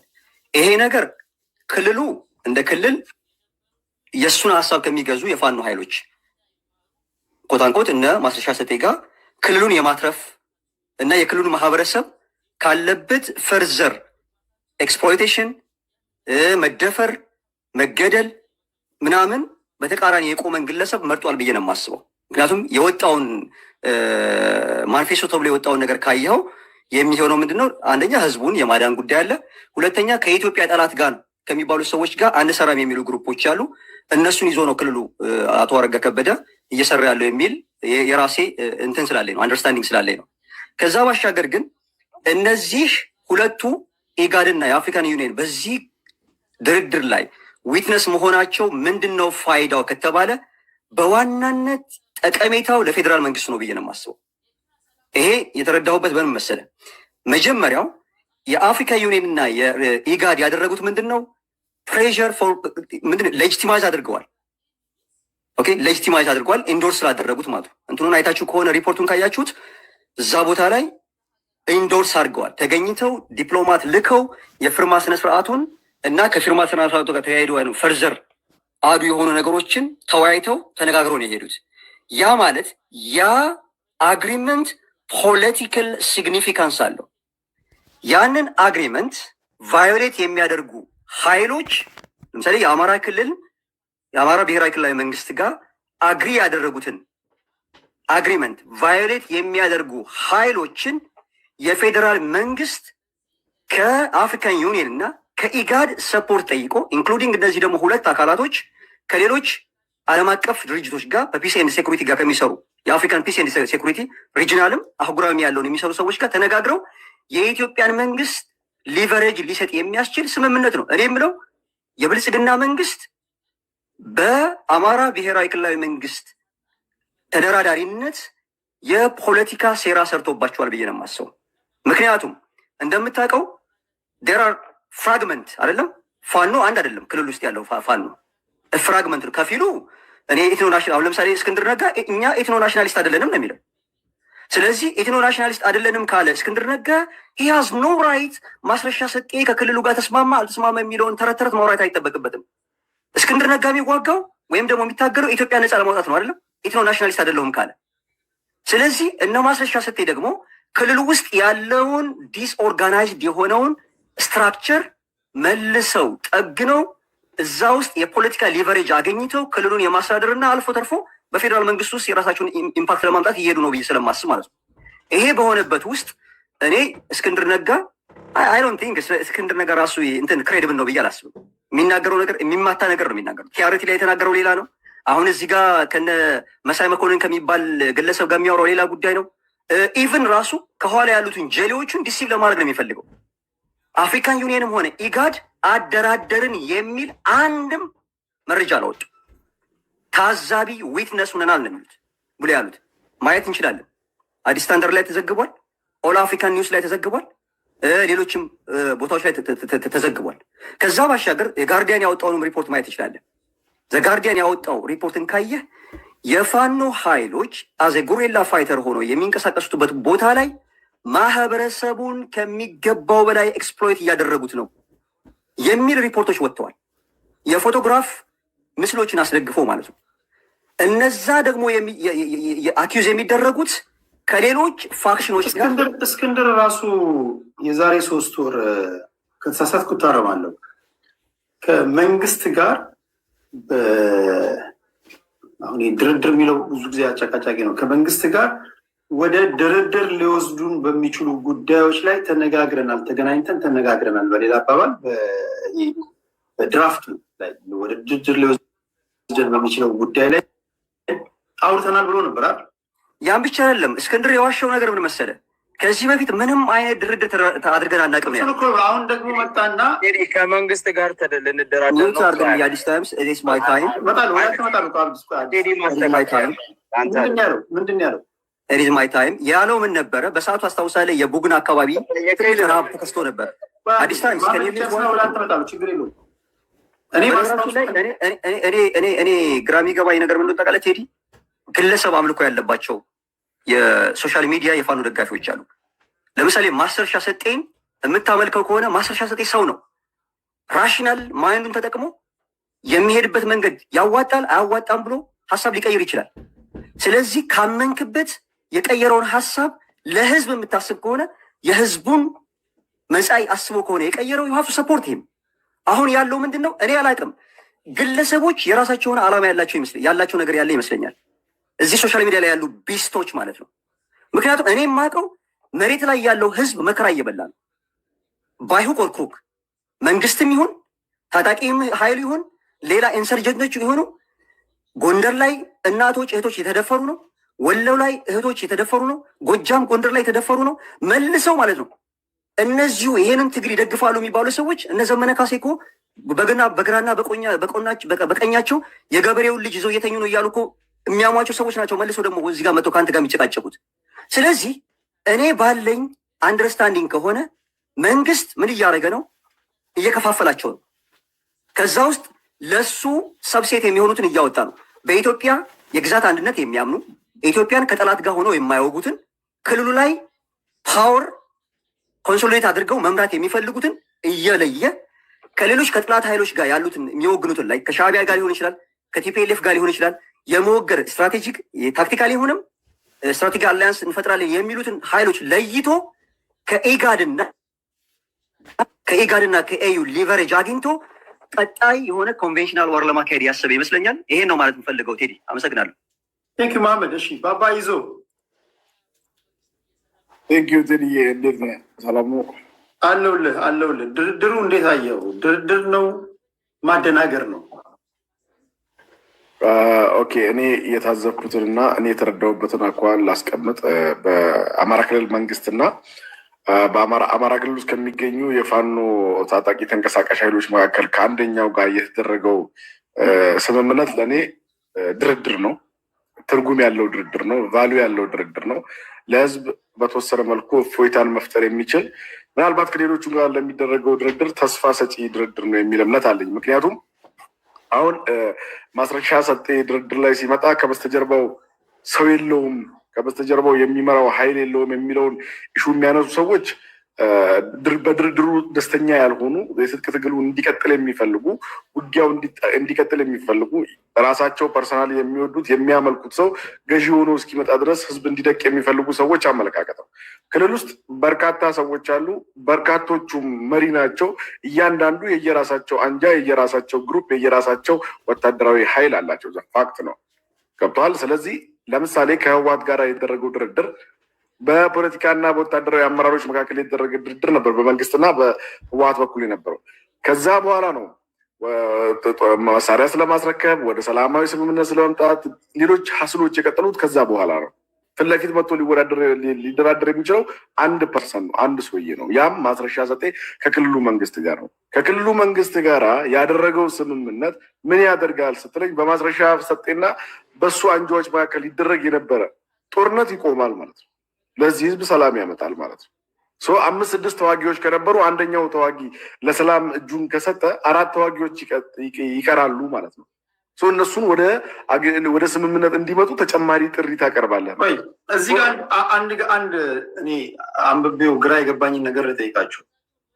ማስረሻም የተናገረው የአማራን ህዝብ ጥያቄ አለ። የአማራን ህዝብ ጥያቄ በ3 መንገድ ለመፍታት ተስማምተናል አለ። በአጭር ጊዜ፣ በመካከለኛ ጊዜ፣ በረጅም ጊዜ አለ። ለምሳሌ በፌዴራል መንግስቱና በቲፒኤልኤፍ መካከል የነበረው ጦርነት ፕሪቶሪያ ላይ ሲቋጭ የድርድሩ ነጥቦች በይፋ ለሁሉም ተነግሯል። አሁን ገብታችሁ ሄዳችሁ የፕሪቶሪያን ስምምነት ማንኛውም ሰው አክሰስ ማድረግ ይችላል። የተፈናቀሉ እንዲመለሱ፣ ኢንተሪም ገቨርንመንት እንዲቋቋም፣ ሆስታይል ከሆነ ሪሌሽንሽፕ አንዳቸው ከአንዳቸው እንትን እንዳይሉ የተዘረዘሩ ነጥቦች አሉ። አሁን የማስረሻን ሰጤ ንግግር የተፈራረሙትን እዚህ ጋር ላምጣና እናንተ የሰማችሁት አላችሁ። በአጭር ጊዜ የሚመለሰው የአማራ ጥያቄ የትኛው ነው? በመካከለኛ ጊዜ የሚመለሰው የትኛው ነው? በረጅም ጊዜ የሚመለሰው የትኛው ነው? የሰማችሁት አለ? ዝርዝር በአጭር ጊዜ፣ በረጅም ጊዜ፣ በመካከለኛ ጊዜ ይሄ ነው የሚል ዝርዝር ነገር ያልሰማውም አልወጣም። ዝርዝር ነገር ግን ጀነራሊ የፖለቲካል ጥያቄዎች ባላቸው 3 መንገድ ሊመለሱ እንደሚችሉ ነው እስማማለሁ። ፖለቲካል ጥያቄዎች የትኛውም ህዝብ የፖለቲካል ጥያቄዎች ለምሳሌ ከፖለቲካል በረጅም ጊዜ በህወሓት ጋር ይፈቱ ከነበሩ ጥያቄዎች መካከል ወዲያውኑ አርጀንትሊ ከማይፈቱት መካከል የግዛት ወሰን ጥያቄ አርጀንትሊ አይፈታም። የራሱ ፕሮሲጀር ነበረው። ገብቷል። ያ ጥያቄ በህወሓት ጊዜ በረጅም ጊዜ ሊካተቱ ከሚችሉ ጥያቄዎች መካከል አንዱ ነው። በአጭር ጊዜ ተኩሱ ማቆም ነው። አሁን ማስረሻ ሰጤ ዝርዝር ጥያቄዎችን ይሄ በአጭር ጊዜ ይመለሳል፣ ይሄ በረጅም ጊዜ ይመለሳል የሚለው ሀዘሎች ባይቀመጡም ፖለቲካል ጥያቄዎች በዛ መልኩ ሊቀመጡ እንደሚችሉ አክሴፕት አረጋለሁ። ምክንያቱም ዝርዝሩን ሲወጣ አብረን ዲል ብናደርግበት የተሻለ ስለሚሆን፣ ምክንያቱም የራሳችንን መላምት ግምት ከምናስቀምጥ ማለት ነው። እኔ ፎከስ ማድረግ የፈለኩት ፕሮፊት አለው ወይ ብለህ ላነሳው ለአማራ ህዝብ አይደለም ለኢትዮጵያ ህዝብም ፕሮፊት አለው። ምክንያቱም ማስረሻ ሰጤን የሚዋጋ የኢትዮጵያ ልጅ አለ፣ የሚባክን በጀት አለ፣ የሚፈስ የሰው ደም አለ፣ የሚወድም ንብረት አለ። እሱን ሚኒማይዝ ማድረግ ትችላለህ። ቀጥለህ ከዘመነ ካሴ ጋር ትዋጋለህ። ማነው ሶሪ ትነጋገራለህ። አሁን እነኚህ ሰዎች እንደ ህዋት ይነስም ይብዛ በአንድ ጊዜ ጦርነት ማስቆም ተችሏል። ዩኒቲ ነበራቸው። ዛሬ ቢፈርሱ አማራ ክልል ያሉ ኃይሎች ለየራሳቸው ዳርና ዳር ይዘው የጎበዝ አለቃ የሆኑ የየራሳቸውን ህይወት የሚመሩ ሰዎች ስለሆኑ ከበርካቶቹ ጋር ትወዳደር። አንተ ቤት ያነሳውን ነገር ነበር ከዚህ በፊት በምናደርገው ዲስከሽን ከዘመነ ጋር ብትደራደር እስክንድር ያኮርፋል፣ ትክክል አይደለም ብሎ ይወጣል። አሁን ነው የምነግርህ። ዘመነ ካሴ ቢስማማ ማነው ጠበቃ አስረስ ማረ ደግሞ ትክክል አይደለም ዘመነ ካሴ ራሱን ችሎ ነው የሚል መግለጫ ይሰጣል። አንድነት የላቸውም። ወጥ የሆነ የፖለቲካ ጥያቄ የላቸው። ወጥ የሆነ የፖለቲካ አካሄድ ስለሌላቸው ከእያንዳንዱ ጋር አግሪመንት ማድረግ ግዴታ ነው። ያን ደግሞ አግሪመንት እያደረግ ሚኒማይዝ ካላደረግ ጦርነቱ እየገፋ እየቀጠለ ነው የሚሄደው የሚል ነገር ለማስቀመጥ ነው። ቴንኪዩ ቴዲዬ። ቴንኪዩ ባባ። የመጨረሻ ለሁለታችሁ 3 ደቂቃ ልስጥና በጣም ስለደከመኝ እንሰነባበታለን። ለኡኖ እና ለአዲስ ታይምስ። ከዚህ በኋላ ያለኝ አቅም 6 ደቂቃ ብቻ የሚያቆይ ነው። ነገም ስለምንገባ እናወራለን። ቴዲ እኔ የምለው ምን መሰለህ፣ በመጀመሪያ ደረጃ በግለሰብ ደረጃ የሚደረግ ውይይት ይሄ መሳቂያ ነው። ይህንን የሚቀበል ሰው ካለ ራሱን ሳትስፋይ ማድረግ የሚፈልግ ራሱን ታፍኗል። እሺ ቆይ አንድ ጊዜ ለሚቀጥለው ሰው ስተውና ከዛ እኔ አስታክዬ ያወራለሁ አለው። ከመሄድ በፊት ይሰጠኛል። እኔ ነኝ አይደለም ቴዲ? እሺ ኡኖ አማራ። ኦኬ ቴንክ ዩ ቴዲ። አንድ ቅድም የተነሳ ነገር ነበር፣ እሱን አርሜ የማስረሻ ላይ አጠቃላይ እየወጣለውን መሐመድ ያነሳው ነገር ነበረ። የእስክንድርን በተመለከተ የቡግናው ላይ አይ ቲንክ እስክንድር ነው የተገናኘው የሚል ነገር አንስቷል። የቡግናው ላይ የቤተ አማራ ፋኖች ናቸው እዛ ጋር ኔጎሽዬት አድርገው የእርዳታ እንትን እንዲገባ ያደረጉትን በሰዓቱ ስምምነት ፈጥረው የነበሩት እነሱ ናቸው። የእርዳታ ድርጅቶች ገብተው እርዳታ እንዲያደርጉ ነው። በሰዓቱ ረሃብ ነበር የተፈጠረው። ያንን ገብተው እርዳታ እንዲያደርጉ ፍቃድ ሰጥተዋል። ያንን ያደረጉት የላስታ ኮር ምኒልክ ዕዝ ፋኖች ናቸው። የአፋባ ምኒልክ ዕዝ ፋኖች ናቸው እንጂ እስክንድር ነጋ አይደለም። ከመንግስት ጋርም ተደራድረናል የሚል ነገር እስካሁን ወጥቶ ተናግሮ አያውቅም። እስክንድር ነጋ ከኢጋድ እና ከአፍሪካ ህብረት ጋር ትግላቸውን በተመለከተ ማብራሪያ ሰጥተናል ነው ብለው የተናገሩት እንጂ ድርድር አድርገናል የሚል ነገር እስክንድር ነጋ ተናግሮ አያውቅም። ድንትንም የመጀመሪያ ይሄ ምንድን ነው የመጀመሪያውን ፌዝም አድርገናል የሚል ነገር አልተናገረም። አይደለም ድርድር ቀርቶን እንደዛ አይነት ነገር የለም። ድርድር እኔ ልንገራችሁ፣ በድርድር ጉዳይ ላይማ ማርሸት ጠዩም ተናግረዋል። አስረስ ማረ ተናግረዋል። እስክንድር ነጋ ተናግረዋል። ሁሉም በተለያዩ መድረኮች በተለያዩ ኢንተርቪው ተናግረዋል። ድርድርን በቅድመ ሁኔታ የጦርነት መጨረሻው እኮ ድርድር ነው ብለዋል። እስክንድር ነጋም የዛሬ 6 ወር 4 ወር አካባቢ ትልቅ መከራከሪያ የነበረው እንትን ምንድን ነው ለድርድር አይደለም የተቀመጥ ነው፣ ወደ ድርድር ሊወስደን በሚችሉ ጉዳዮች ላይ በድራፍቱ ዙሪያ ላይ ግን ተወያይተናል። ይሄ ክፋት የለውም ነው ያለው። እንደዛ የሚል ነገር አልተናገረም። ቴዲ ነው 100% እርግጠኛ እኔ ድምፁን ስላሰማው እኮ። ኦኬ ድርድር መደላድል የሚለውን ያላስተውስ 100% እርግጠኛ። ኦኬ የማስረሻን ጉዳይ ግን በተመለከተ ቅድምም ሲያነሱ ነበር። የማስረሻ ጉዳይ የፖለቲካ ትርፍ አግኝተውበታል እነኚህ ሰዎች። በተረፈ ግን ዲዲአር የሚገባ ሰራዊት ምናምን ምንም አይነት ኃይል የለም። ይህ ሰውዬ ከአጃቢዎቹ ጋር ነው የገባው። የሰውየውን ማዕረግም ላየ፣ አፋሕድ ውስጥ የአማራ ፋኖ ህዝባዊ ድርጅት ውስጥ የነበረውን ሚና ላየ። ይህ ሰውዬ ጦር እንዲመራም ኤክስፔክት አያደርግም። ይህ ሰውዬ የውጭ ግንኙነት ኃላፊ ነው የነበረው። ጦርም ይዞ እንዲገባ ማንም ሰው እንትን ማለት የለበትም። እነኚህ ሰዎች ያው ህዝቡን ለማሞኘትና ሁሉ የሚሰሩት ፕሮፓጋንዳ አለ። ያንን እንትን ለማለት ስለፈለጉ ነው። በመጨረሻ ግን የአማራ ትግል ላይ ተከትለው የሚገቡ ሰዎች ሊኖሩ ይችላሉ። አሁንም ህዝቡ ማወቅ ያለበት እነ ማስረሻ ሰጠኝ እነ መስፍን ከፈለኝን ተከትለው የሚገቡ ሰዎች ሊኖሩ ይችላሉ። የአማራ ትግል በግለሰቦች ላይ የተንጠለጠለ አይደለም። ቅድም ራጅ ወደ አነሳው ነገር ስንሄድ አሁን አብሮ እንትን የሚል ነገር ስለሆነ ነው። የአማራ ትግል 2 አታጋይ ድርጅቶችን አምጥቷል። ዘመነ ካሴ ቢገባ፣ እስክንድር ነጋ ቢገባ፣ መከታው ማሞ ቢገባ፣ ዝናቡ ልንገሮ ቢገባ ወይ ሀብቴ ወልዴ ቢገባ የአማራ ትግል የሚቆም አይደለም። ከስር ያሉ ታጋዮች የሚያስቀጥሉት ትግል ነው እና የህዝብ ትግል ነው፣ የሚቆም ነገር አይደለም። በመጨረሻ ግን ቴዲ የኦፓሉን ጉዳይ ቅድም ስታነሳ ሰምቻለሁ እና የኦፓሉ ጉዳይ ላይ ይህንን ወንጀል አብሯቸው የሚሰራ የጸጥታ ኃይል አለው። ያለ ጸጥታ ኃይሎች ሽፋን የሚሰራ ነገር አይደለም እና እዛ ላይ የጸጥታ ኃይሎች አሉ ወይ ከመንግስትም ሳይድ ሊሆን ይችላል ወይንም ደግሞ ታጥቀው የሚንቀሳቀሱ በቀጠናው ላይ የሚንቀሳቀሱ ኃይሎች እዚህ ላይ ሚና ሊኖራቸው ይችላል። እኔ የሰማቸው አንዳንድ ነገሮች አሉ፣ ማስረጃ ስለሌለኝ እዛ ላይ እንግዲህ ሞር ሪሰርች አድርገን የምታሳውቀን ይሆናል ብዬ አስባለሁ። ቴንክ ዩ ቴዲ፣ በደንብ ከልብ አመሰግናለሁ። በዚህ ጉዳይ ላይ የአንበሳውን ድርሻ ወስዳችሁ ከኔ ጋር አብራችሁ ወይም ደግሞ የመጣውን መረጃ የተወሰነ ቦታ ከፍታችሁ ስታወሩ ሰምቻለሁ። ብዙዎቻችሁ ምናልባት ከሰሞኑ በተነሳው አጀንዳ ስለተጠለፋችሁ ሊሆን ይችላል። ይሄ ቀላል መረጃ አይደለም። የአማራ ልጆች የአንበሳውን ድርሻ ወስዳችሁ ይህን ጉዳይ እናንተ አነፍንፋችሁ መድረስ አለባችሁ። ይሄ በተለይ የወሎ አካባቢ ላይ ስፔሲፊካሊ እዛ አካባቢ ላይ ያለ የምታውቁ ሰዎች እንዲህ ያሉ ነገሮች ሲመጡ በህጋዊ መንገድ ይሰራል። በህገ ወጥ መንገድ ከሆነ ግን አማራ ሆንክ፣ ኦሮሞ ሆንክ፣ ስልጤ ሆንክ፣ ምን ሆንክ ወንጀል ወንጀል ነው አይደል? ወንጀል ወንጀል ነው። ወንጀልን በእርዳታ ሰበብ በቲያትር በድራማ በመወዛወዝ ምናምን ልሸፍኑ አይገባም። በጋራ እኔ ብቻዬን ሳልሆን እኔ ጋር ያሉ መረጃዎች አሉ። ታንጀብል የሆነ የሰማኋቸው አብሯቸው የሰሩ የነበሩ ድምጻቸው አለ። እኔ ጋር ተጨማሪ ነገሮችን አካፊ ይዤ ወደ እናንተ ስመጣ የእናንተ መገዛ ያስፈልጋል። የእናንተ መገዛ ስለሚያስፈልግ አብረን በጋራ የምናየው ይሆናል ነው። ቴንኪው ብራዘር ቴዲዬ። እኔ አሁን ይመቸኛል እና ሀሳቤ ልስጥ። በመጀመሪያ ደረጃ እኔ ስለ እንደው ስራ ላይም ስለሆንኩኝ ይቅርታ፣ በደንብ ተረጋግቼ ሀሳብ ብሰጥ ደስ ይለኛል። በዚህ ጉዳይ ላይ አንድ ነገር ማወቅ ያለብን መሰለ፣ በትግል ቴዲ ትግል ውስጥ ታውቃለህ፣ በ1983 አካባቢ 82 አካባቢ ከቲፒኤልኤፍ አብርሃም ያየና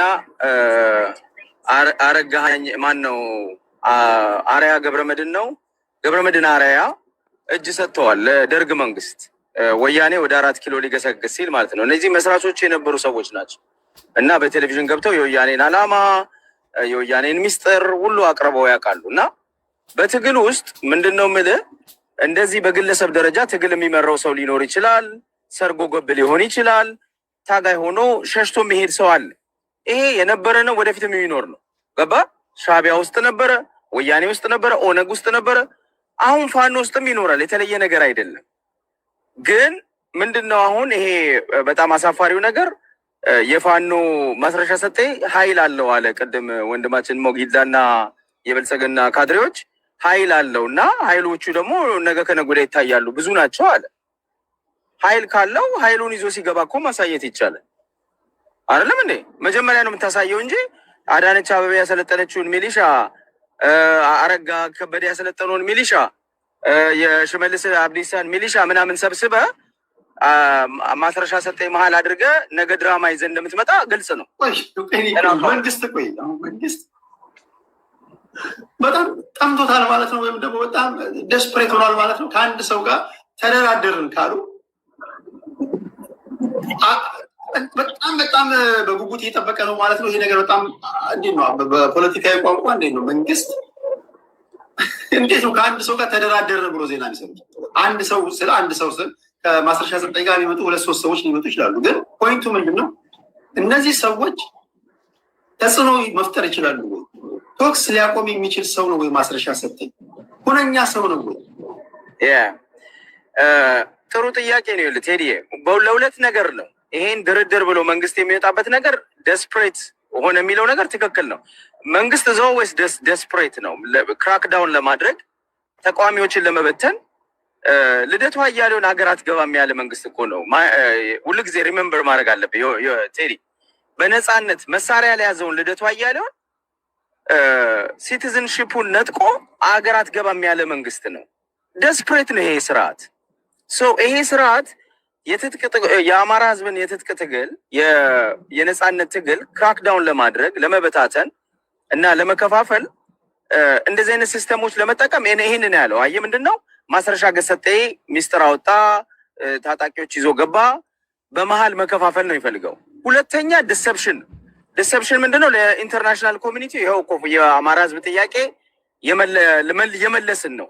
የአማራ ህዝብ ጥያቄ ለመመለስ የአማራን ጥያቄ አንስተው ሲታገሉ ከነበሩ መሪዎች ጋራ ስምምነት አድርገናል የሚለው አንድ ለአፍሪካ ዩኒየን ለተባበሩት መንግስታት ምናምን ለዓለም አቀፍ መንግስት ይሄንን እንደ መረጃ መስጠቱ ነው። ግን ባክፋየር ነው የሚኖረው። ምን መሰለ ታማኒነቱንም እያጣ ነው የሚሄደው። ነገ ከነጎዲያ ኢንተርናሽናል ኮሚኒቲው ኢንጌጅ ያደርጋል። እነ እስክንድርን ሌሎቹንም ፋኖችን ኢንጌጅ ያደርጋል።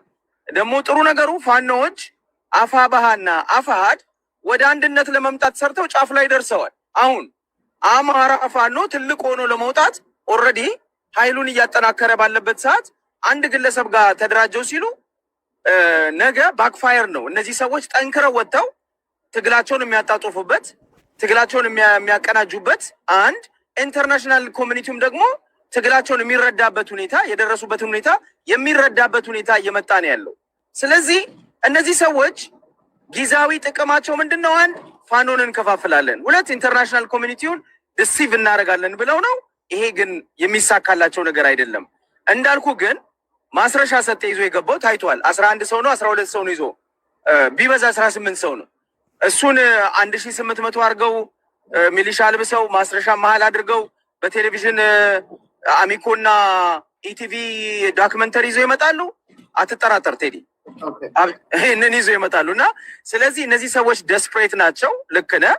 አቅምም የላቸውም። ሁሉ ጊዜ ልክ አንተ እኮ ጠየቅከው እኮ አሁን ለምሳሌ እዚህ ውስጥ ብልጽግና ማን ነው ከጀነራል ብርሃኑ ጀምሮ ፋኖ አቅም የለውም፣ ቀጥቅጠነዋል፣ ገለነዋል፣ አጥፍተነዋል ሲሉ ነበረ። አሁን እዚህ ስጠይቃቸው ማስረሻ ሰጤ ቦታ ይዟል ይላል። ማስረሻ ሰጤ አፋድ ውስጥ የነበረ ነው፣ አንድ አመራር ነው። አፋድ በሸዋ በወሎ ትላልቅ ቦታ የያዘ በጎንደር ጭምር ትልልቅ ቦታ ይዘው መንግስትን በተለይ ወሎ ላይ አይተሃል። ባለፈው በተደረገው ጦርነት ብዙ ሰራዊት የደመሰሱ የማረኩ ሰዎች ያሉበት ትልቅ ድርጅት ነው። ስለዚህ አንድ ግለሰብ ወጣ ማለት እዛ አካባቢ የሚደረገው ትግል አሁን የጠራውልህ ቦታዎች ሸዋ፣ ወሎና ጎንደር ይደረግ የነበረው ትግል ቀዘቀዘ ማለት አይደለም። ግለሰቡ በመውጣቱ እንዲሁም አንድ አድቫንቴጁ ምንድን ነው? ከሱ ጋር ይሰሩ የነበሩ ሰዎች እንደዚህ ሰርጎ ገቦችን ለማጥራት እድል ይሰጣል፣ ለፋኖ ማለት ነው፣ ለአፋድም ለፋኖ በአጠቃላይ። እና ይሄ ነው ቴዲ የሚመለከትበት። ቴንክ ዩ ከልብ ነው የማመሰግነው። ነገ ከሰዓት አካባቢ ገባለው፣ ቀሪ ነገሮችን እንጨምራለን። የትግራይን በጀት ጨምሮ በጀቱ ወዴት እየሄደ ነው? ወደ ጀት እየሄደ ነው ወይስ ወደ ታጣቂ ኃይሉ ወይስ ወደ ህዝቡ የሚለውን አካተን ማለት ነው። መሐመድ እና አዲስ ታይምስን ከልብ ነው የማመሰግነው።